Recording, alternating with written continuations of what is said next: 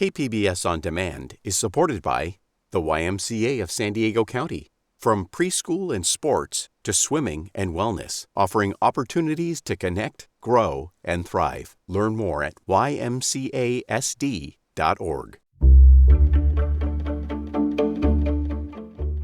Good morning, I'm Lawrence K. Jackson. It's Wednesday, August 26th. We look into the potential impact of the Supreme Court's ruling on mail-in ballots. More on that next, but first, the headlines.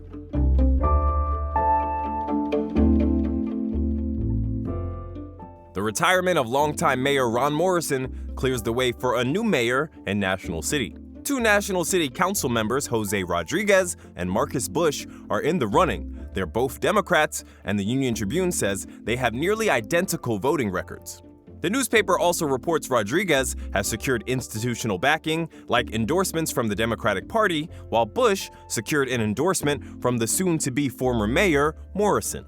Also in the mayoral race is City Treasurer Mitchell Beauchamp and environmental activist Jacob Castrejon. The UT says the November race comes as National City's current deficit of $13 million is projected to grow to $15 million in 2028. 58 workers from Stone Brewing's Escondido facilities are being laid off in October. Eventually, there will be a total of 220 layoffs. The Union Tribune says the layoffs come months after an announcement that Sapporo USA would sell Stone Brewing to the Firestone Walker Brewing Company. Firestone bought Stone's beers, the Liberty Station Beer Garden, and several tap rooms. The Escondido plant and bistro were not included in the sale. Firestone will move the production of Stone's beers to Paso Robles and Kansas City. NASCAR is returning to San Diego next summer. Coronado Naval Air Station North Island will serve again as the host for the weekend event. On July 31st, the O'Reilly Auto Parts Series street race takes place, and then on August 2nd, the highlight of the weekend, the NASCAR Cup Series kicks off. And even with this year's race selling out, NASCAR and the Defense Department both say they plan to take the race to another base in 2028. From KPBS, you're listening to San Diego News Now. Stay with me for more of the local news you need.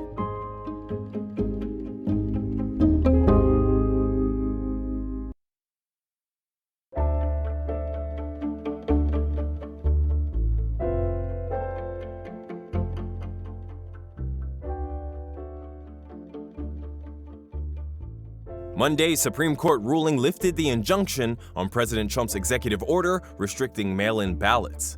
But a political science professor at San Diego State says it may not change anything for the midterm elections. Professor Stephen Goggins says courts have long-standing precedents against changing election rules close to an election.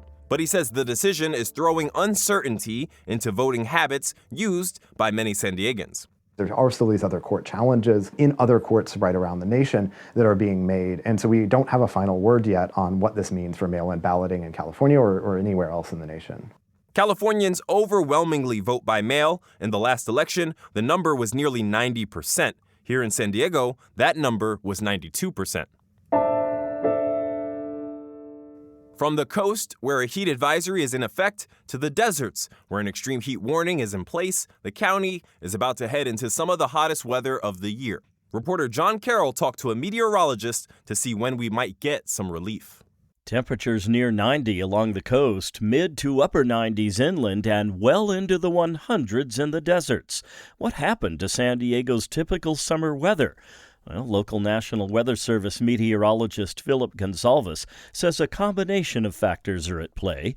A stubborn ridge of high pressure over the southwest isn't going to start to break down until this weekend, and Gonsalves says the usual upwelling of cold water in the ocean just isn't happening.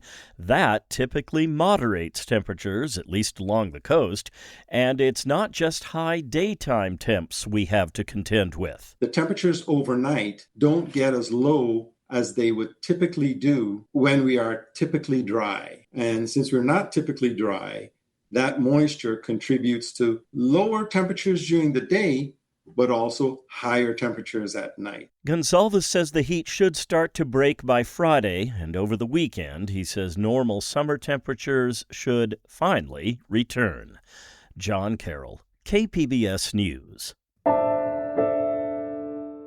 The federal government this month announced sharp cuts for California and 2 other states that rely on water from the Colorado River. As Public Matters reporter Kevin Trevelyan shares, San Diego's Water Authority says the region is well positioned to weather the impacts. The Interior Department says California, Arizona, and Nevada each need to use less water next year through 2028. That's while drought and rising temperatures continue to drain the Colorado River. California is absorbing the second largest cut at 440,000 acre-feet of water annually. Dan Denham is general manager of the San Diego County Water Authority. He said in a statement that decades of investment have diversified the area's water portfolio enough to provide stability amid the cuts. For example, the authority buys water from a seawater desalination plant in Carlsbad, the first of its kind on the West Coast. Denham called for using innovative strategies going forward, including transferring water allotments across state lines when there's a surplus. Kevin Trevelyan, KPBS News.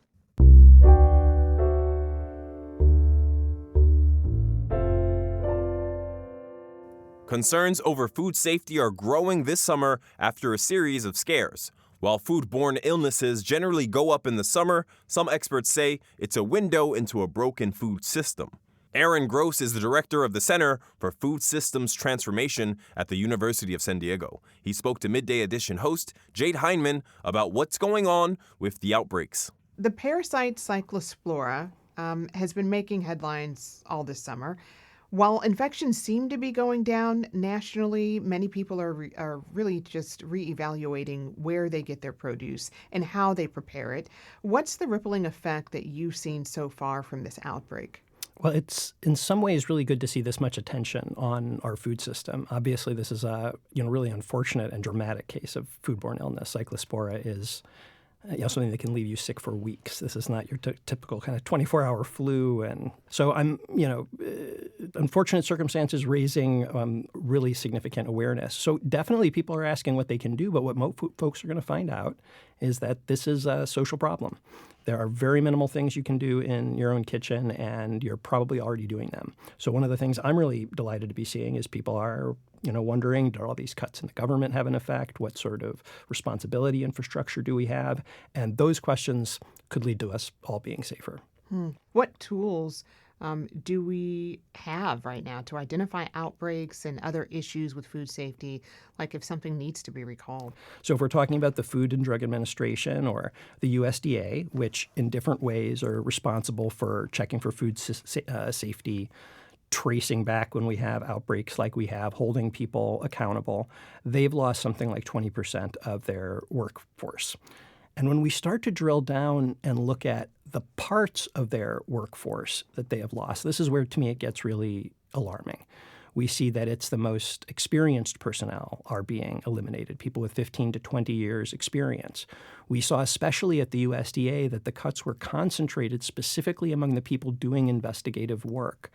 One of the kind of regulations put on hold by the administration was a traceability rule that would have basically required producers like Co-Citrus here in San Diego to provide a lot more information when a recall occurs. As it turned out, in the case of some of these recalls recently, we've had literally volunteer retirees compiling the list of retailers because they couldn't get it from the companies. So we've got a kind of diminution of the staff, particularly the investigative staff, the postponing of a traceability rule, which the government developed, and we could talk about other rules that have been suspended. And when you look at the picture and you look at who's lobbying for these various suspensions, it seems pretty clear we're talking about making it harder to identify who is responsible when these things occur. And that means they go on longer. There's less incentive for the companies to improve. When did these policy changes start?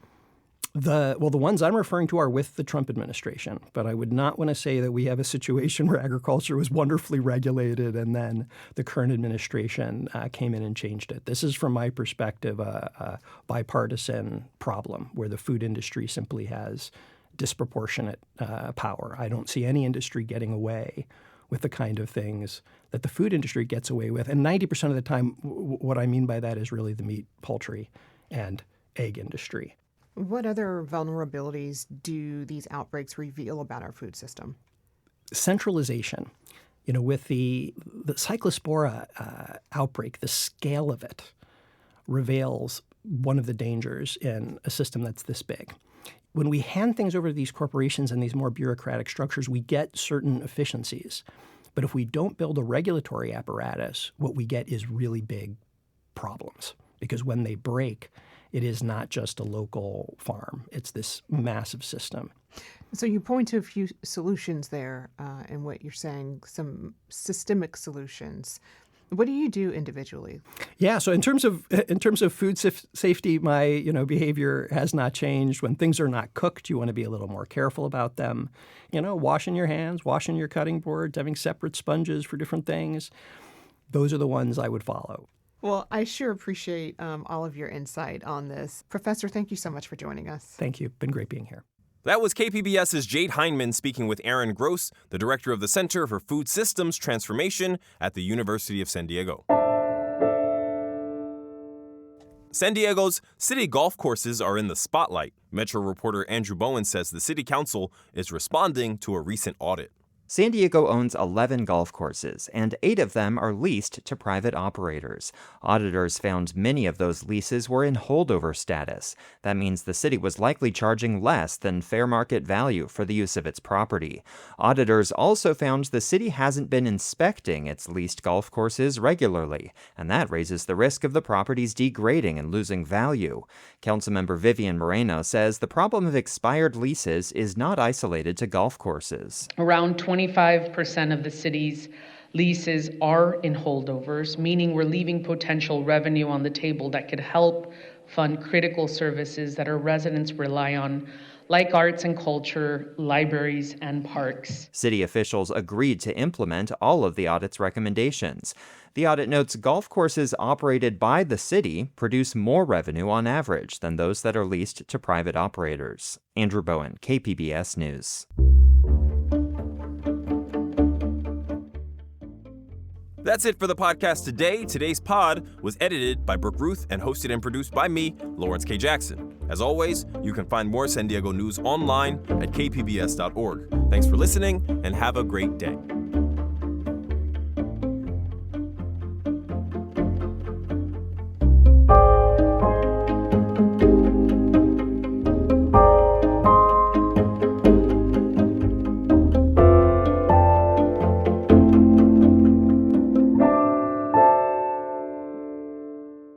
Hello, this is Dr. Michael Lalich, Medical Director and Chief of Staff for Kaiser Permanente San Diego. For more than 50 years, San Diegans have entrusted their health care to us. Our care and coverage connect to provide medical care tailored to each member. With our integrated network of primary and specialty care, we work together using evidence-based medicine to help deliver positive results. We believe in a healthy and engaged life with good beginnings and dignified endings. We believe that life, liberty, and the pursuit of happiness requires total health, including equal access to high-quality, affordable health care. At Kaiser Permanente, our cause is health. Our passion is service. We work to help make lives better. To learn more, visit kp.org/San Diego. KPBS On Demand is supported by Walter Anderson Nursery, family-owned and operated since 1928, providing San Diego with gardening expertise and independent service for 4 generations. For more information, visit walteranderson.com.